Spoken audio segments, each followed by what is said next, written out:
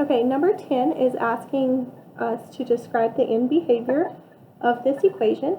So this is where I will be using my little blue cheat sheet.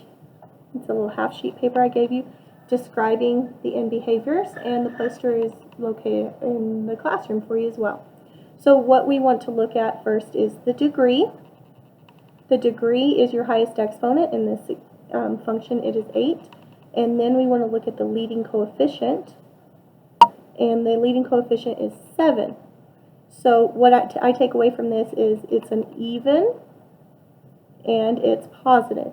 And using my little cheat sheet, because my question is asking when, let me see, x is approaching positive infinity.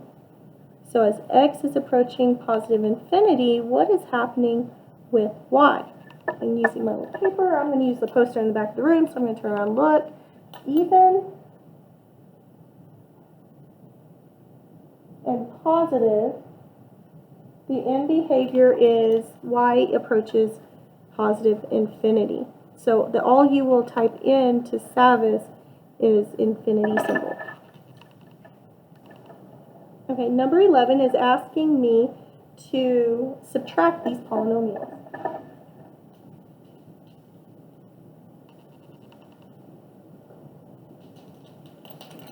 Okay, and so when I'm subtracting, if there's not a sign in front of the first polynomial, then it's assumed to be positive. If I distribute that positive to get rid of the parentheses, it's not going to change any of the signs. However, it is going to change the signs when I distribute a negative, because anytime you multiply by a negative, it changes the sign to its opposite. So I'm going to rewrite very carefully that I rewrite it correctly, the first polynomial without the parentheses. And then when I distribute, honestly, you guys, when you're distributing a negative, you just change all the signs to the opposite. That's what multiplying by a negative is. Okay, and then I'm combining like terms, starting with the highest degree. So the degrees are found by, when you, like this for example, when you have more than one exponent in a term, you add those. So this, it has a degree of 4. If it's just SR squared, the invisible 1 exponent there, it has a degree of 3. If it was just RS, 1, that's a degree of 2. So when I'm writing it in standard form, I am combining those. So if you're like, well, why did you start with that one?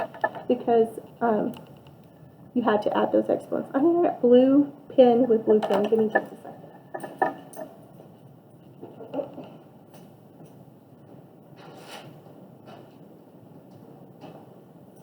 Get some different colors here to help me combine like terms.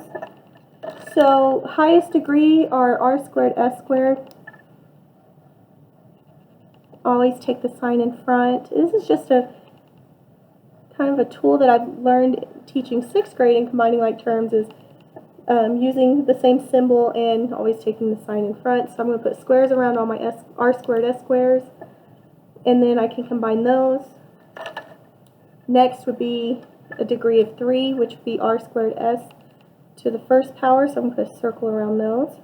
And if they try to get sneaky like they did here and rearrange the variables, as long as it's the same variable and same exponent, it is the same term.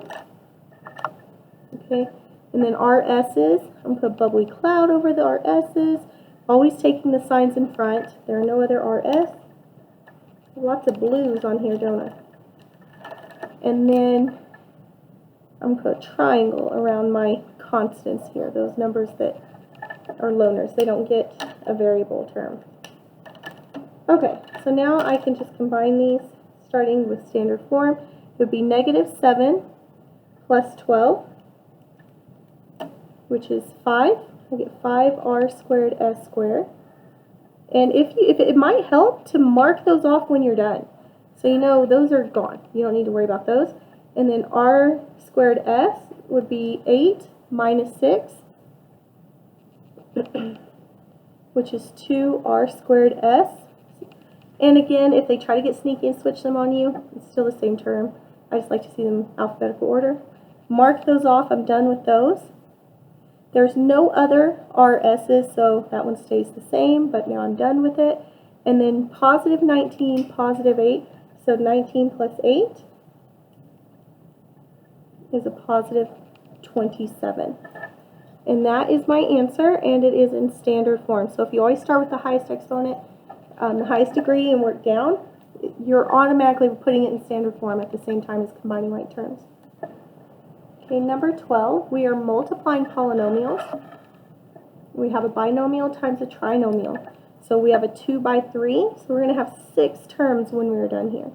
Okay, so over, over, over. Now remember, when you're multiplying the big numbers, multiply big, you add the small. That's our exponent rules. It's a very simplified way of telling me how to multiply exponents. So, whoops, x times x squared, I would add my exponents, even the invisible ones there, and I'd get x to the third power minus 5x squared plus 3x. Oh, I should have left a space there, because now I got to go under, under, under. Take that negative 7. Basically, everything gets multiplied by everything else. So negative 7x squared, positive 35x, minus 21. And then we're back to combining like terms. I will start with the highest exponent. And there's no other x to the third power, so x to the third power. My x squares, negative 5x squared minus 7. So negative 5 minus 7 gives me negative 12.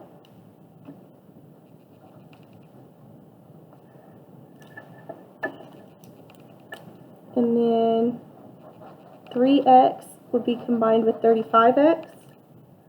Both look like they're positive there, so I'm adding. I get 38x. And then my last term here of negative 21.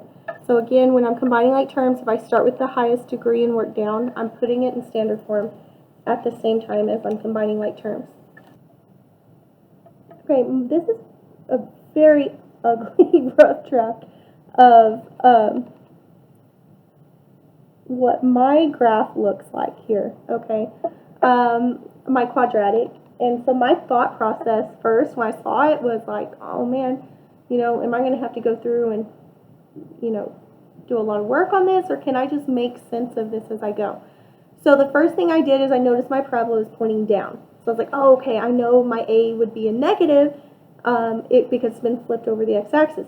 And so I checked through my multiple choice there. All my leading coefficients are negative. So I'm like, okay, well, that's not going to help me.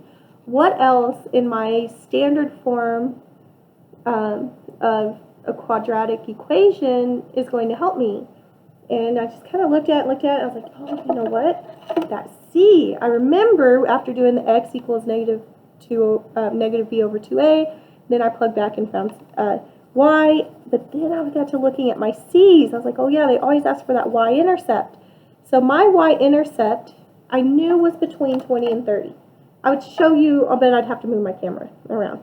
And I was like, well, I know between 20 and 30 is 25. So I looked, could I eliminate some of these other options? And you know what? The only one that makes sense would be this one, because it matches that it should be going down, and it has a y-intercept of 25, because negative 90, negative 20, and negative 65 are all below the x-axis. That means that graphs would be crossing the y-intercept down here somewhere.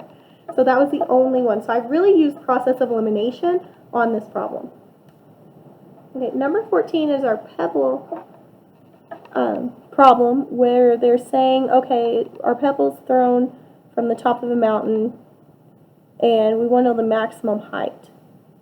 Okay, well, I know that we're standing at 80 on the y-intercept, or on the y-axis, because that's my y-intercept. And I was like, okay, well, where am I going to find the maximum height? Well, you guys, that's my vertex. So I just need to find the vertex where the x is right how it's traveling to the right, but the y value is how high it's traveled upward, right? My climb. So my walk, my climb. So I need this guy right here. I need to know my y. So first I need to find x, and I'll use my negative b over 2a formula since it's in standard form. I get negative 32 over 2 times negative 16, which is negative 32 over negative 32, which is a positive 1. So there I know 1 is my x value in my vertex. Now I will substitute back in my positive 1. And you could substitute all that back into your calculator here. And I get 96. So, as it travels 1 to the right, it goes up 96. 96 is my maximum height. Okay. 15 is a projectile problem, and they're asking if we have an item being, projected off of something, and we want to know when is it going to hit the ground. That's important for us to know because the ground is 0 feet, right?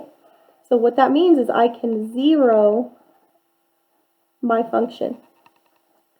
And if we can 0 it, then we can use our quadratic formula.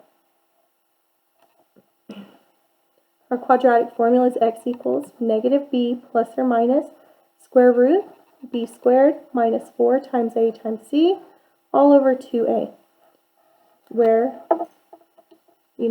our coefficients a, b, and our constants are c.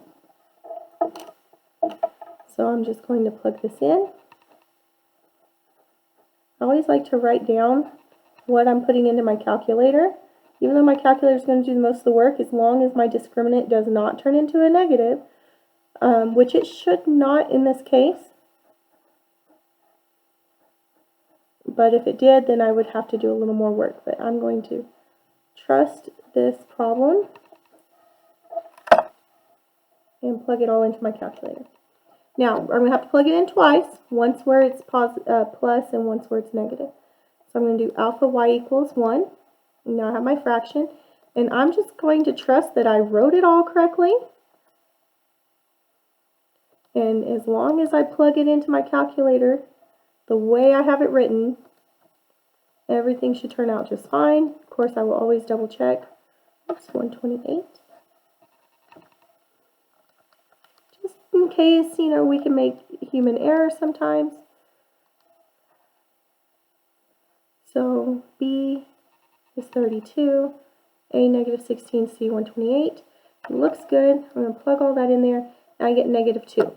Well, I know that if I'm talking about time and distance, I'm better not have a negative.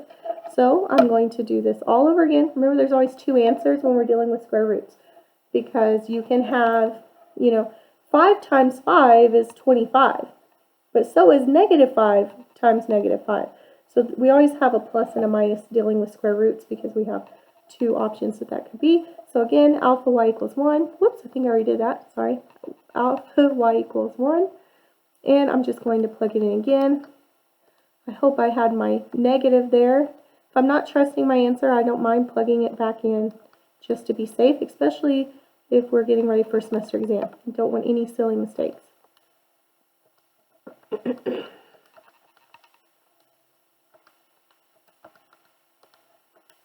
And I get a positive 4. So I am going to go with the positive answer because we're talking about time. Let me go ahead and just arrow up here and compare them. Again, just don't want any silly mistakes. Looks like I plugged them in identically, just changing my plus and minus. So I will be choosing the positive answer. Okay, 16 has asked me to find the difference between these 2 complex numbers.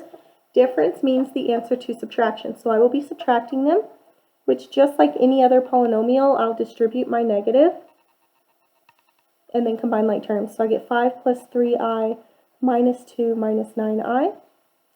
And then I'll combine 5 minus 2 is 3. 3i minus 9i is negative 6i.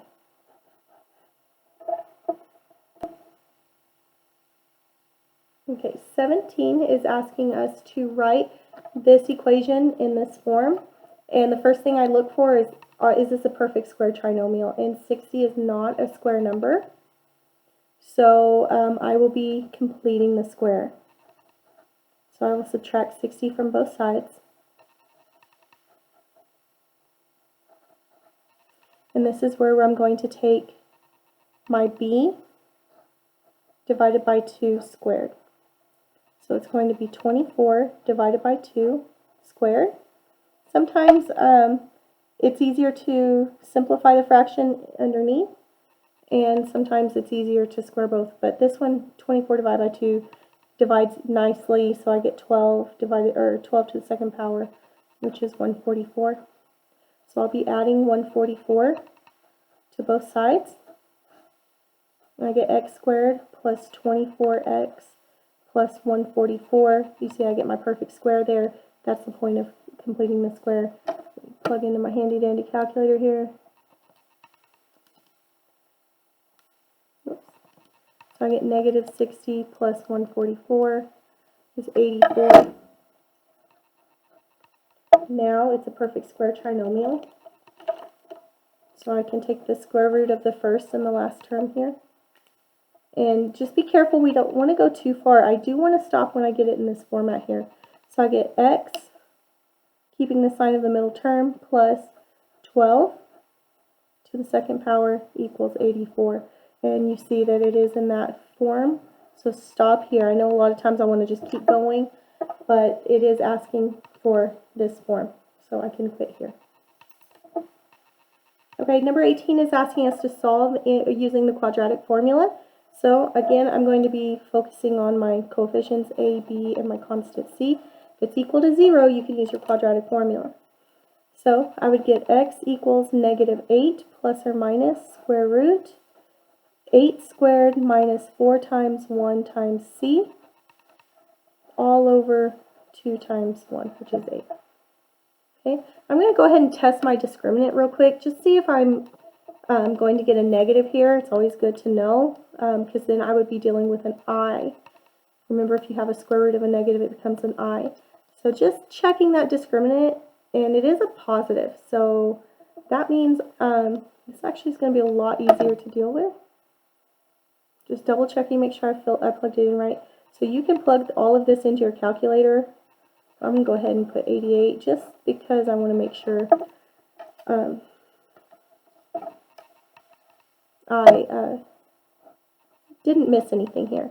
So I'm going to solve this twice, once where I put positive and once where I have the negative. Again, that just happens when we have square roots, right?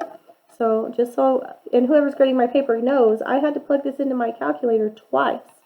Alpha y equals 1 gets me my fraction form, negative 8 square root 88 all over 2. And I get negative 37.52, which, you know what, let me go look at my options. I think they want it in radical form, so I might be done right here. Okay, so looking at Savvis, they actually want us, because it's multiple choice, they want us to have it as an exact answer versus the decimal I'm going to get. Remember, there's two different answers, ways to answer a quadratic formula. One is the exact answer with the radicals, and one as our rounded decimal. The decimals make sense if we're talking about time, distance, money, things that can be a decimal. But if it's not a word problem like that, or if it doesn't ask me to round, I better slow myself down here and go ahead and simplify this. So I'm going to simplify 88. I did put it in my calculator. I got a decimal. It's not a square, right? And I'm going to use my factor tree here. Don't make fun of my factor tree. I like to use 2's because 2's are easy. Prime numbers, so 2 and 44 is 88, 2 and 22 is 44, 2 and 11. So this becomes square root 2 times 2 times 2 times 11. Remember, if they're squares, that invisible index is 2. I want groups of 2 to come out. So I can rewrite this as x equals negative 8 plus or minus 2 square root 22. These guys get left underneath, and all over 2. Whew, I'd like to say I'm done, but I see fractions, and fractions can always, not always, but you should always ask yourself, can it be reduced? And I know their GCF, their greatest common factor is 2, so I get negative 4 plus or minus square root 22, because that cancels to a 1, just like a 1 in front of your x. You don't have to write it. And then 2 divided by 2 is also 1, so I'm done right there.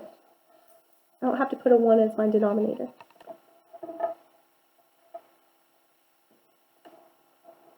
Okay, in problem 19, we have a linear equation and a quadratic, and it's a discussion about, we have a dog. There's my dog. And his owner throws a ball, right? So kind of a real world idea here. So the ball's going to be thrown, so the path of the ball is that quadratic, but the path that the dog's going to travel is linear, okay? And we want to know when will they meet, right? So this is our calculator. We're gonna graph it and let our calculator do the work for us. And honestly, it's a habit for me to always put my fractions in parentheses there, just because I want to make sure it reads it the way I want it to, like that's the whole coefficient in front. So there's the path of the ball that does that arch, and then the path of the dog is linear. Okay, I'm going to hit graph here. Oh, I'm going to have to change my window. Sorry, you guys. It might still work. Okay, let me change my window. That was from a different problem. I think I can still use an X here, but let's do 50. I might have to change it again. That minimum can stay 0. My maximum, let's do 50. Maybe we can get a little bit better version. Ooh, look at that arch. He threw that ball really high in the air, didn't he? And there's the path of the dog. So I'm going to use my y equals, no, I'm not, second trace 5, enter, enter, enter. And we can see that it's going to, the intersection is at 27.2 and 5.44. Okay, and I had to go back to the question real quick to see what it was asking. It's asking for the horizontal travel of the ball. So you see the dog comes and catches it at 27.2. That's my horizontal, my x value. So 27.2 feet is my solution. Okay, so my answer was not an option. So I went back, I was like, okay, I know I did this right. There's just something silly that I did wrong. And what I did is I wrote my problem down wrong. So that is supposed to be a 33 divided by, let me insert that, 33 divided by 5. Calculator is only as far as the person using, you guys. If I write the problem down wrong, that's a 33. It's going to give me the wrong answer, right? Second trace 5, 1, 2, 3. There it is, 25.6. 25.6 feet. Thank goodness for multiple choice. Okay, so if you get it wrong the first time, just look for silly mistakes and then go back. Persevere, just don't give up and decide to guess. You see, it was a silly mistake, I was able to fix it and get the correct answer. So 25.6 was an option on there.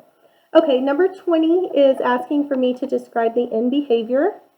So I'm looking at the degree and the leading coefficient, and then I'm going to use my little half sheet. So that blue half sheet paper, or in this case, I'm just going to turn around and look at the poster on the board to help me. So my degree is 3, which is an odd number, and my leading coefficient is a 1, which is positive. So let's look at this. So as y approaches positive infinity, or x approaches positive infinity, what happens to y? And as x approaches negative infinity, because it wanted both end behaviors, what happens to y?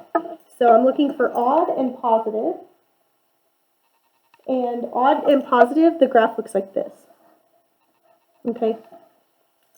So, and again, I'm using that off my little cheat sheet, or you can even plug this into your calculator and let your calculator graph.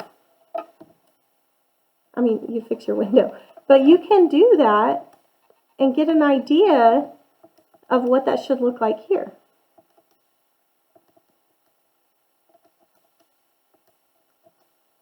Okay, so I've got my little cheat sheet, but you could also let your calculator graph that for you. So x to the third minus 7x plus, x squared minus 7x. You can see already, that was to the third power. See, I'm already messing this up. I should just use my little cheat sheet at the back of the room. But you could definitely plug this in to get an idea of, at least, of what it looks like, and then describe the behaviors. So you see that's what I have written down there. So as I am approaching positive x, my y is going to positive infinity. As I approach negative, it's going down towards negative infinity. So these two are my options.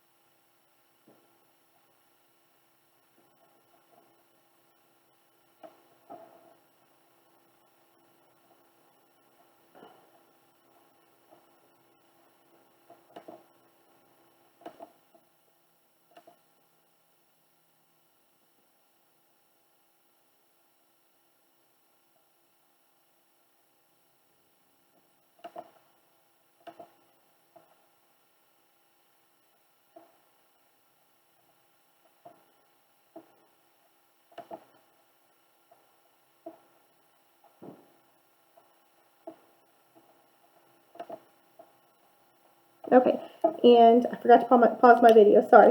I found my mistake, that's it.